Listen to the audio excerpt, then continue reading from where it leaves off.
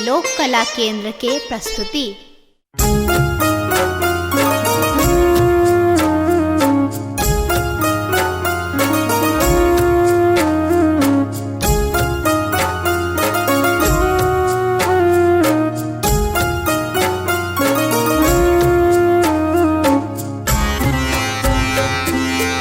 एखन अहाँ सुनि रहल छी लोक कला केंद्र के प्रस्तुति। शिव हो उतरा पार पवन विधि,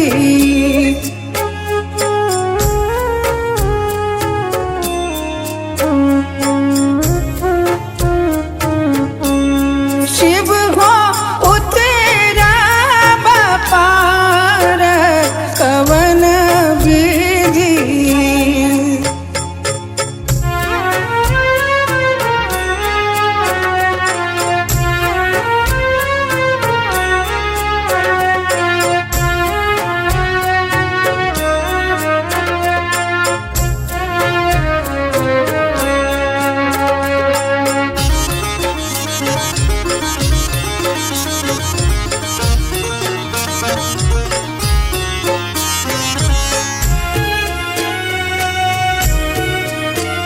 एखन अहाँ सुनि रहल छी लोक कला केंद्र के प्रस्तुति।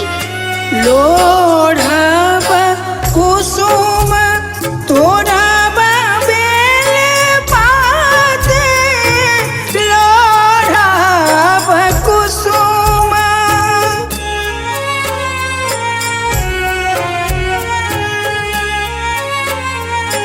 लोढ़ब कुसुम तोड़ब बेल पात, पूजब सदा शिव गौरीक साथ पवन विधि।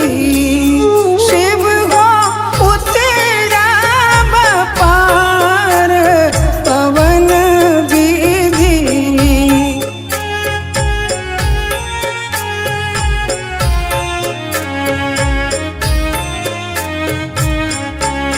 शिव हो उतरा पार पवन विधि।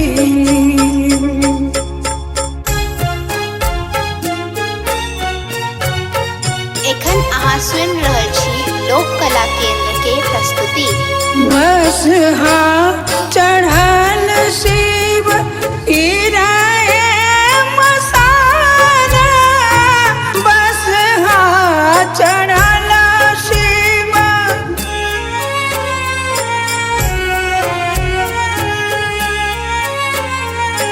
बस चढ़ल शिव ईराए मसारा, भंगिया जरठ दर दो नाही जान पवन विधि।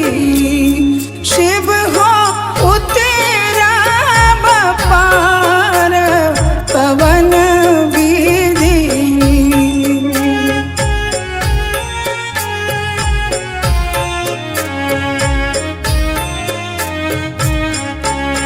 शिव हो उतरा पार पवन विधि।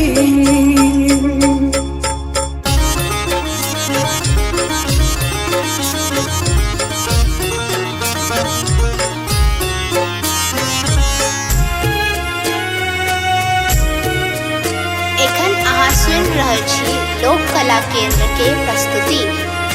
जप तप नहीं कैलहु किछु दान, जप तप नहीं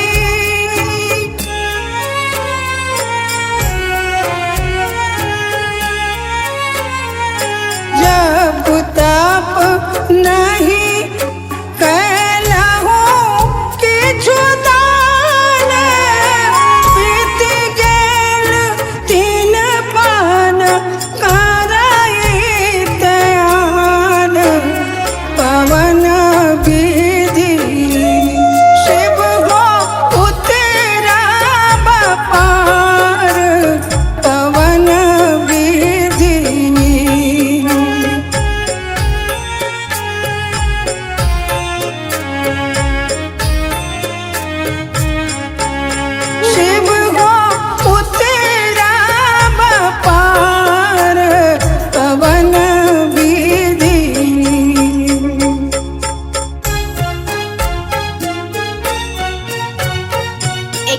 अहाँ सुनि रहल छी लोक कला केंद्र के प्रस्तुति। अनहि विद्या